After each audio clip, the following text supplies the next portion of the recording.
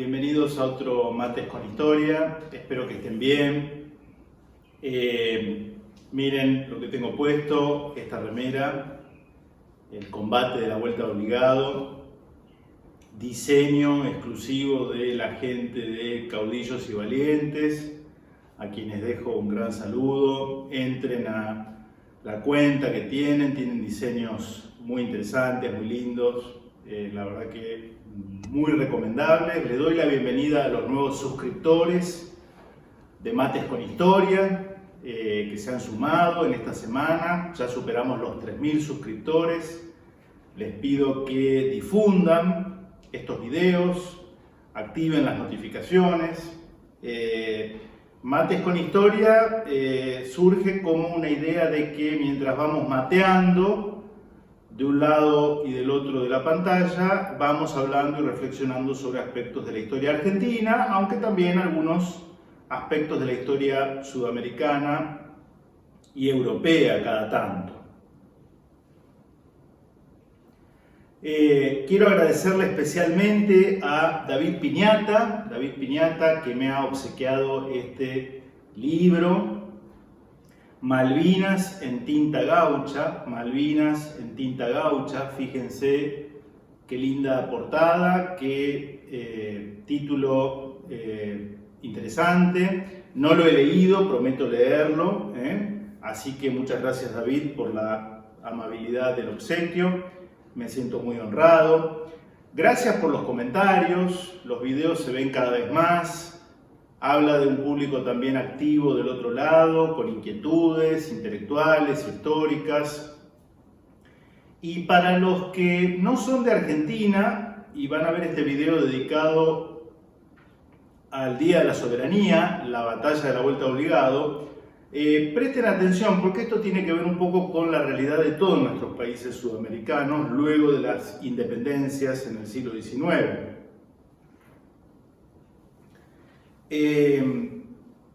Ayer se publicó en Infobae una nota de mi autoría en la que yo trataba de hacer referencia a un elemento que me parece interesante traer hoy en este Mates con Historia, porque algunos dicen, bueno, pero nosotros celebramos una derrota militar, Pablo. Porque ese combate de la vuelta de obligado, muy patriótico, muy heroico, de un enorme valor testimonial, pero la flota anglo-francesa, de eso se trataba, finalmente nos derrotó. Entonces algunos se confunden y dicen, celebramos una derrota. ¿Cómo es esto? Bueno, miren, a veces, primero, las derrotas no se celebran, se conmemoran en todo caso. Y hay algunas derrotas que los pueblos las toman como el punto inicial de un momento en el que toman conciencia de su patriotismo. Doy el ejemplo siempre de Estados Unidos. Hasta nosotros sabemos lo que fue Pearl Harbor, o no sabemos. Y Pearl Harbor, 7 de diciembre de 1941, fue una derrota estrepitosa para Estados Unidos. La flota japonesa le dio una paliza fenomenal. Fue una derrota en términos militares. ¿Y por qué los norteamericanos no se olvidan de Pearl Harbor? Porque fue la toma de conciencia que avivó la llama del patriotismo y que de alguna manera preanunciaba el rol protagónico que Estados Unidos habría de tener a partir de su ingreso en la Segunda Guerra Mundial y luego, ¿no? Y también los norteamericanos recuerdan la batalla del Álamo en Texas. Fue una derrota a manos de los mexicanos. Y sin embargo tienen viva la memoria de no olvidar esas fechas, ¿sí? Entonces, ¿por qué nosotros podemos establecer esta similitud con la vuelta obligado? Sí, fue una derrota en términos militares. Ubiquémonos en la época, 1845, 20 de noviembre de 1845, tiene lugar esta batalla. Ya le hemos dedicado otro Mates con Historia. Y lo que ocurre es que luego de obligado va a tener lugar lo que llamamos la Guerra del Paraná, que se va a prolongar a lo largo de 5 años. 5 años la Confederación Argentina liderada por Juan Manuel de Rosas, gobernador de la provincia de Buenos Aires, pero al mismo tiempo encargado del manejo de las relaciones exteriores de todas las provincias que formaban la Confederación Argentina, contra una armada conjunta anglo-francesa. Es decir, contra Inglaterra y contra Francia, que en 1845 son las dos principales potencias del mundo. Es como si hoy Argentina se enfrentara a Estados Unidos y China juntos. ¿Se entiende? Un poco para dimensionar, ¿no? Para dimensionar el grado y la desproporción militar. Y lo que muchos no saben, y es lo que hoy me gustaría traer a ustedes en este Mate con Historia, y es lo que modestamente traté de implementar en el artículo publicado en Infobae ayer, sábado 20 de noviembre, es que pese a esa derrota inicial en obligado, Argentina le va a ganar la guerra a Francia e Inglaterra. ¿Cómo? A través de la firma de dos tratados, que se conocen como el Tratado Arana-Southern. ¿Por qué? Por Felipe Arana, nuestro canciller, y Enrique o Henry Southern, el enviado plenipotenciario inglés a Buenos Aires a firmar el tratado. Ese tratado se va a firmar el 24 de noviembre de 1849. Y el tratado Arana-Lepredur, el mismo Felipe Arana que el anterior, y Fortunato José Lepredur, que era el almirante de la Armada francesa en el Río de la Plata, y que va a ser finalmente aprobado por el Parlamento de la Asamblea Nacional, para hablar con más corrección, de Francia en 1850. Ambos tratados son una victoria diplomática de la Confederación Argentina frente a las dos principales potencias económicas, militares y culturales, me animaría a decir, del momento. Eso es lo que hay que poner en perspectiva y en contexto, si no, no se entiende lo de la batalla de la vuelta obligada, ¿sí? ¿Qué es lo que querían hacer Inglaterra y Francia? Bueno, por motivos similares, aunque no idénticos, ambas combinan sus fuerzas militares que ponen proa rumbo al Río de la Plata y se van a enfrentar con las fuerzas argentinas durante esta prolongada guerra del Paraná. Inglaterra, ya lo hemos dicho y lo hemos analizado en muchos videos, lo que quería era quedarse con el control económico de las recientemente creadas repúblicas sudamericanas. Por eso estaba, impulsando que las repúblicas sudamericanas tomaran créditos con bancos británicos, cosa que ya había ocurrido. En nuestro caso, con la banca Baring Brothers, en la época de Bernardino Rivadavia, y estábamos pagando anualmente los intereses. Pero además le interesaba, además de endeudarnos nosotros con bancos ingleses, que nosotros fuéramos los mercados compradores de los productos industriales producidos en Inglaterra. Para eso claramente necesitaba una política de puertas abiertas del continente, es decir, que el continente asumiera la prédica británica del libre cambio, es decir, ustedes muchachos no graban con impuestos los productos industriales fabricados en Inglaterra y los compran y nosotros se los vendemos a precios bastante acomodados. Eso es un engaña-pichanga, como decimos en Argentina, porque eso supone que los países sudamericanos no van a tener una política industrialista, es decir, de fabricar sus propios productos industriales o manufacturados. Francia, si bien no descartaba hacer negocios en Sudamérica, estaba en otro proceso. Estaba restaurando su orgullo nacional luego de la derrota y la humillación de la derrota por parte de Napoleón Bonaparte. Y esto es lo que lleva a ambas naciones, rivales históricas en Europa, a asociarse en tratar de someter a la Confederación Argentina e imponerle la libre navegación de los ríos. tema emblemático que esconde un engaño. Sigamos poniendo en contexto. Es un siglo XIX en el que estas dos potencias no es que se ensañan contra los argentinos solamente. En ese proceso de expansión de los imperios coloniales van a cañonear y tomar, en el caso de los franceses, el puerto de Veracruz, mexicano, en el Caribe, a cañonazos, o a imponer su política también a cañonazos a China, en el caso de Inglaterra. En el medio, los enfrentamientos que a ustedes se les ocurra. Quiero decir con esto que Inglaterra y Francia no estaban acostumbradas a recibir un no por respuesta por parte de las autoridades locales. No estaban acostumbradas a recibir un no por parte de los gobiernos locales. Entonces, o por las buenas, presión diplomática, o por las malas, a los cañonazos hacían implementar sus políticas en cada uno de estos países.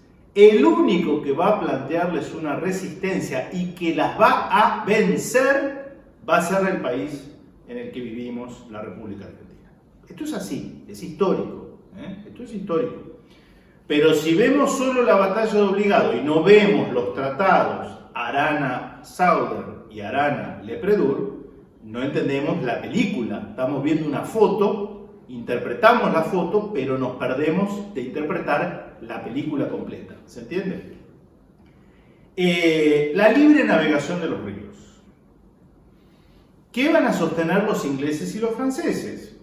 Van a sostener que los ríos sudamericanos, en el caso que nos interesa, el estuario del Río de la Plata, pero sus dos principales afluentes, los ríos que conforman la cuenca del Plata, vamos a tratar de poner un mapa para que se entienda geográficamente de lo que estamos hablando, el río Paraná, el río Paraguay y el río Uruguay, son de libre navegación para los barcos de cualquier bandera. Para los barcos de cualquier bandera. Acá había un elemento geoestratégico en juego.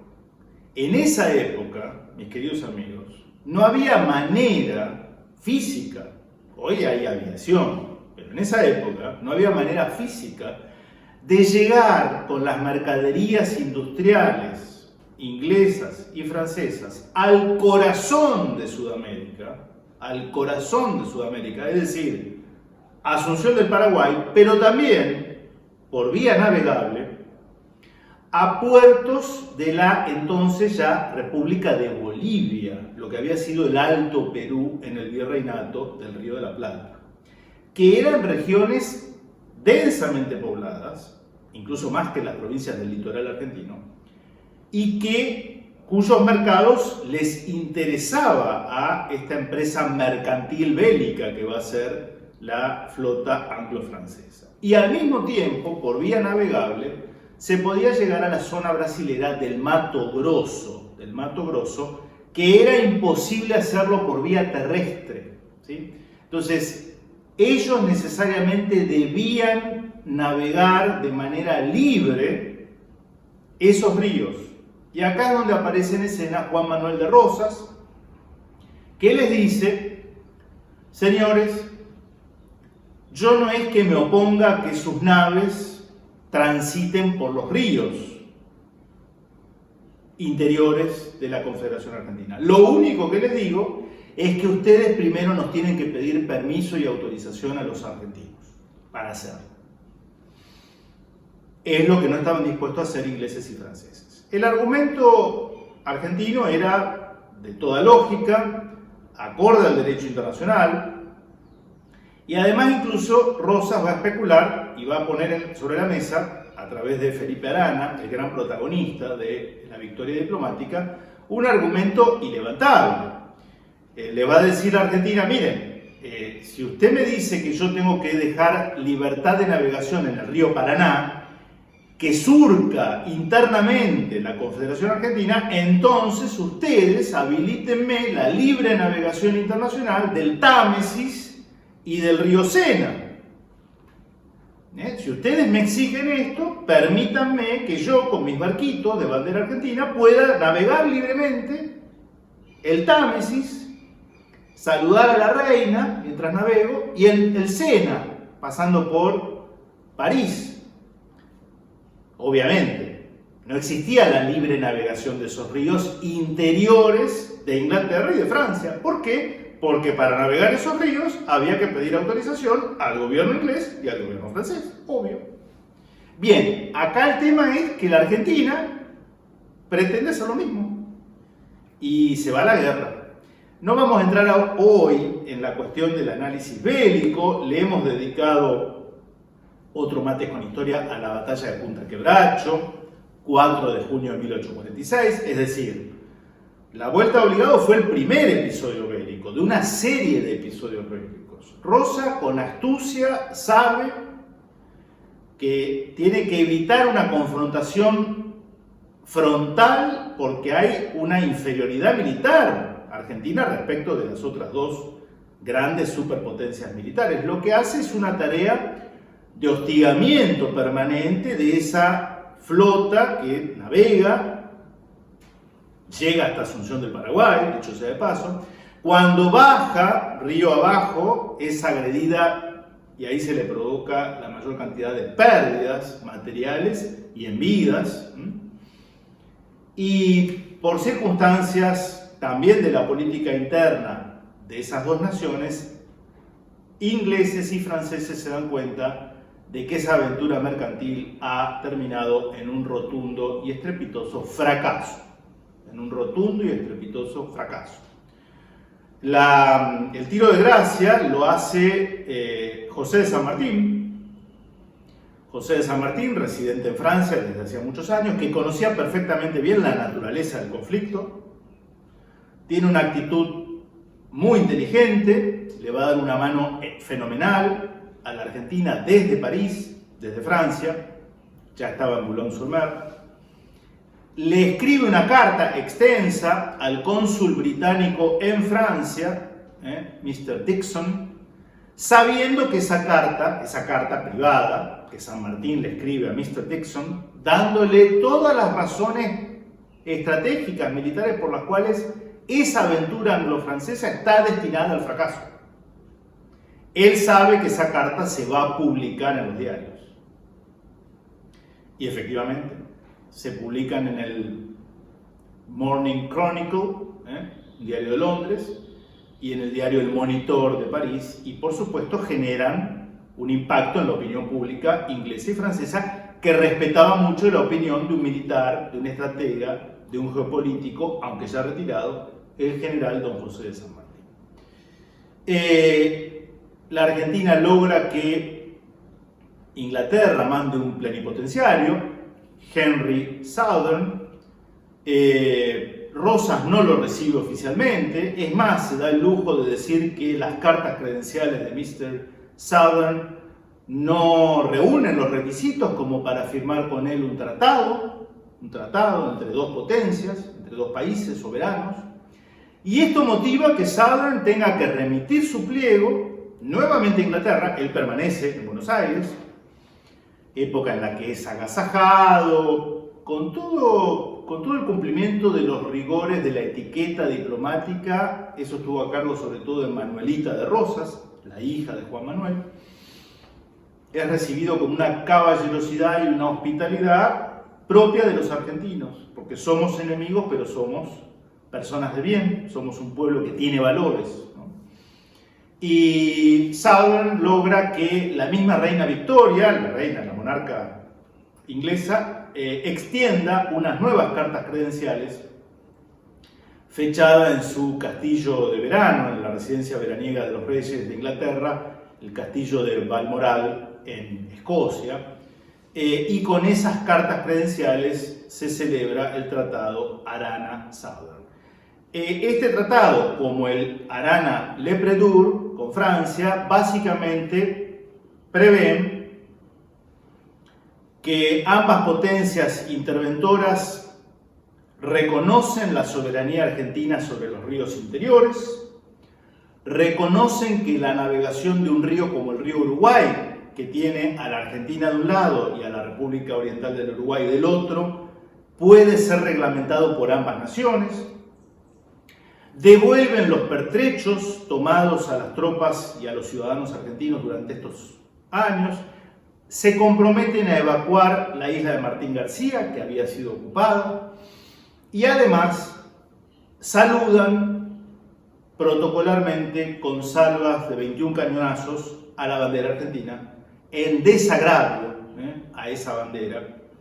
Es el único caso en todo el siglo XIX en el que ingleses y franceses tuvieron que humillarse enviando ellos delegados a un lugar recóndito del planeta en el que se encontraron con una combinación que no habían encontrado en ningún otro lado del mundo: patriotismo, astucia y coraje. Patriotismo, astucia y coraje. Por tanto, nosotros celebramos, conmemoramos en la vuelta obligado un momento en el cual Argentina se integró a los países verdaderamente soberanos del planeta.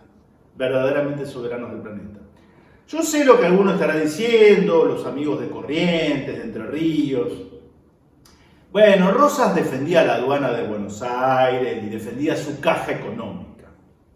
Bueno, recojo el guante, lo vamos a analizar en otro Mates con Historia dedicado a la Ley de Aduanas de diciembre de 1835. Como ven, no les esquivo al bulto, nos vamos a meter con ese tema, vamos a ver lo que dice la Ley de Aduanas de 1835, firmada de puño del propio Juan Manuel de Rosas respecto del manejo de la aduana de Buenos Aires, los derechos de importación y exportación, la realidad económica de Buenos Aires, del litoral y del interior profundo. Son tres sectores de la vida económica de la Confederación Argentina. En fin, espero que les haya gustado el Mates con Historia de hoy. Les dejo un saludo de Rosario, que estén bien, nos vemos la próxima.